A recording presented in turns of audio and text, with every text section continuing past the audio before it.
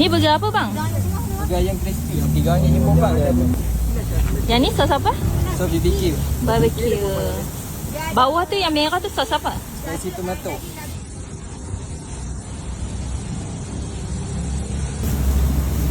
Peti pun grill lah. Ha, ya. Yang ni apa dik? Ini ayam chicken chop. Ayam chicken chop. Burger chicken chop ni berapa ringgit? Yang ni RM8.9. Kalau ni crispy RM11.9. Yang tu beef dengan chicken. Daging sendiri ya bang? Ya, ini Tak. Daging cincang ke tu? Ya, Daging cincang lah. mau beli yang ada kisah lah. Loh, kiranya daging kisak. Alah, lebih kurang daging kisak ni hari ya. Ha. Sebab dia tak nampak macam daging kisak biasa tu. Dan ni letak cheese juga ah.